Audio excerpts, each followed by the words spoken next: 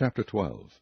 And it came to pass, when Rehoboam had established the kingdom, and had strengthened himself, he forsook the law of the Lord, and all Israel with him. And it came to pass, that in the 5th year of King Rehoboam, Shishak king of Egypt came up against Jerusalem, because they had transgressed against the Lord, with 1,200 chariots and 70,000 horsemen. And the people were without number that came with him out of Egypt, the Lubims, the Sukkiims, the Ethiopians. And he took the fenced cities which pertained to Judah, and came to Jerusalem. Then came Shemaiah the prophet to Rehoboam, and to the princes of Judah that were gathered together to Jerusalem because of Shishak, and said unto them, Thus saith the Lord, Ye have forsaken me, and therefore have I also left you in the hand of Shishak. Whereupon the princes of Israel and the king humbled themselves, and they said, The Lord is righteous.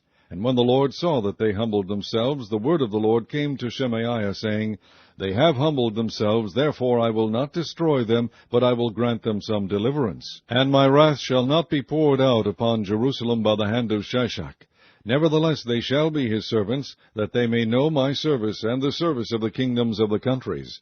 So Shishak king of Egypt came up against Jerusalem, and took away the treasures of the house of the Lord, and the treasures of the king's house. He took all. He carried away also the shields of gold which Solomon had made. Instead of which King Rehoboam made shields of brass, and committed them to the hands of the chief of the guard, that kept the entrance of the king's house. And when the king entered into the house of the Lord, the guard came and fetched them, and brought them again into the guard chamber.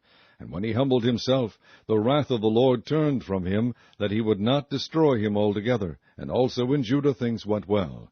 So King Rehoboam strengthened himself in Jerusalem, and reigned. For Rehoboam was 41 years old when he began to reign, and he reigned 17 years in Jerusalem, the city which the Lord had chosen out of all the tribes of Israel, to put his name there. And his mother's name was Naamah, and Ammonitis. And he did evil, because he prepared not his heart to seek the Lord. Now the acts of Rehoboam, first and last, are they not written in the book of Shemaiah the prophet, and of Iddo the seer concerning genealogies? And there were wars between Rehoboam and Jeroboam continually. And Rehoboam slept with his fathers, and was buried in the city of David, and Abijah his son reigned in his stead.